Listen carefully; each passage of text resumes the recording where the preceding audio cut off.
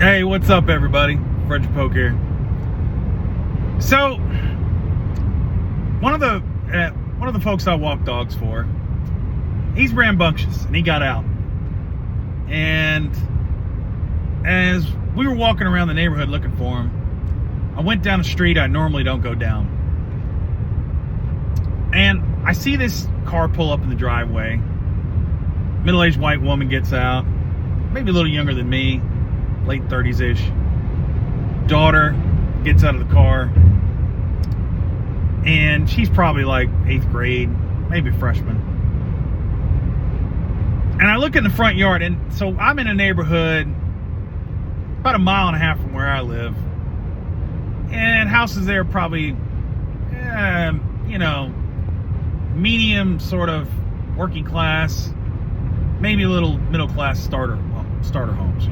3-4 bedrooms, probably about $400,000 to $500,000, which is too high.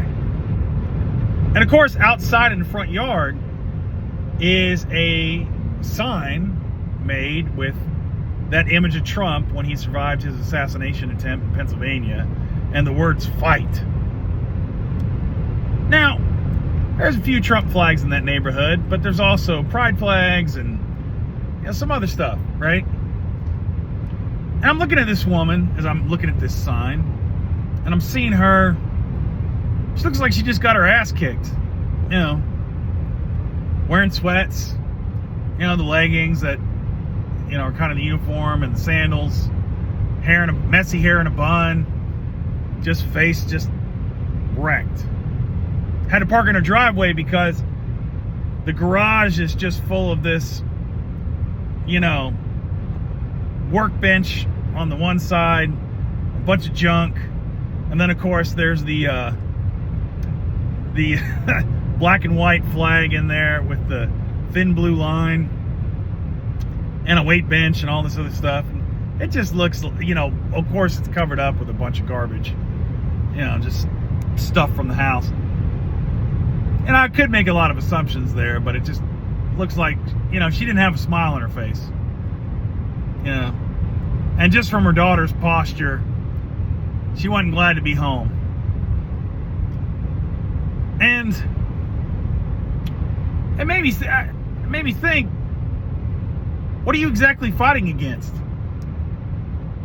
I mean, I know people that live in that neighborhood, and they're good people.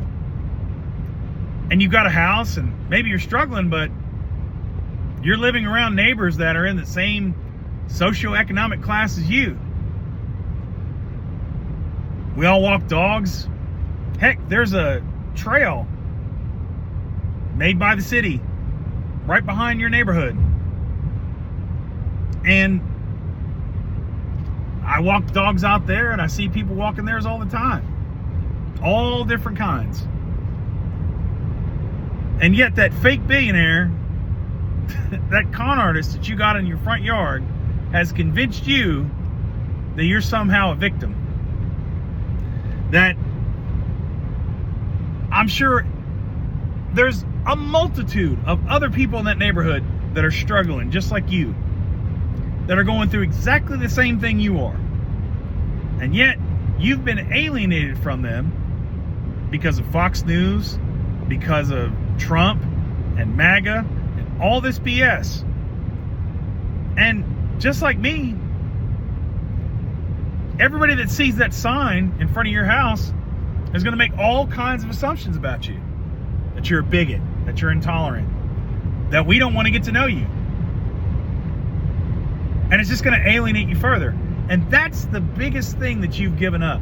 That's the cost that this con man has taken from you.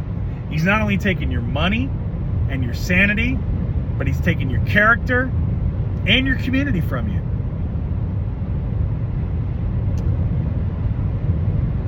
It's never just money with con men like Trump. The cost is always so much higher. Anyway, that's all I got for you. Keep the faith. Defend democracy. And I'll see you later.